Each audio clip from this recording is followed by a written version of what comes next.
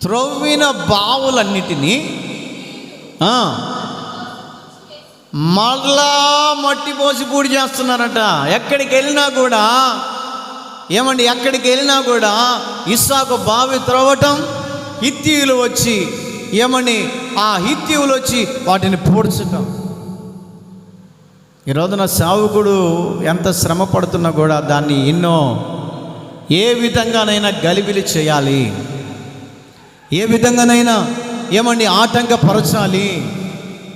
సంఘం బాగుపడుతుంటే ఏమండి ఒక పక్క సాతానికి కళ్ళు ఎర్రగైపోతుంటాయి,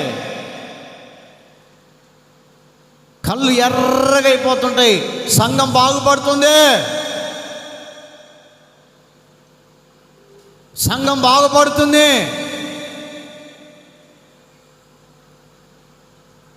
మనం కొత్త కుక్కను తెచ్చుకున్నాం అనుకో, అది ఊరికి అట్టా ఇట్ట చెవులు ఆడెత్తుంది అనుకో, ఏం చేస్తారు పెద్దోళ్ళు, ఒరే ఇది ఊరికి చెవులు ఊపుతుందిరా, దీని చెవులు కోస్తే బాగుంటుంది, దీనికి తోక కోస్తే అప్పుడు చూడాలంక ఆ కుక్క పని ఓ అంటా ఉంటుంది.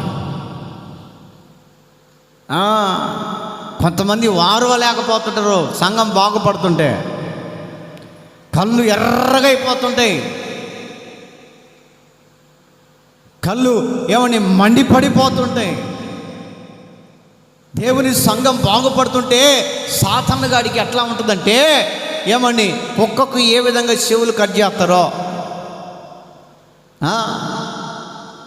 కుక్కకు ఏ విధంగా తోక కట్ చేస్తారో ఒకసారి ఉంటుంది. ఆ కుక్క ఊరంతా తిరుగుతుంది. ఇంకా సాతాను గాడి యొక్క విధానం కూడా సంఘం బాగుపడుతుంటే ఇంకా ఊరంతా సాటింపు. సంఘం బాగుపడుతుంది, ఏ విధము చేతనైనా ఆర్పేయాలి.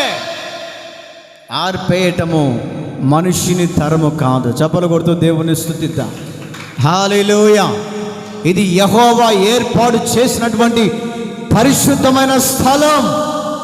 ఇక్కడ ఎవరు ఉన్నారంటే దేవునికి ధూపం వేసే యాజకులు ఉన్నారు, దేవునికి ప్రార్థించే యాజకులు ఉన్నారు, సంఘం కొరకు మొరపెట్టే యాజకులు ఉన్నారు, సంఘ విశ్వాసుల కొరకు కన్నీరు కార్చే భారము కలిగి బాధ్యత కలిగిన యాజకులు ఇక్కడ ఉన్నారు. ఆ యాజకులు ఉన్నంత కాలం, ఆ యాజకుడు ఉన్నంత కాలం ఎవరు ఏమి చేయలేరండి. ప్రార్థించే యాజకుడు ఉన్నంత కాలం సాతానుగాడు ఎప్పటికైనా పడిపోవలసిందే. ఆ విషయం తెలియక ఈ రోజున సాతానుగాడికి ప్రాధాన్యతనిస్తున్నారు. నా సంఘానికి నువ్వు అడ్డుపడుతున్నావు, నా మందిరానికి నువ్వు అడ్డుగా వస్తున్నావు అని దేవుడు చూసి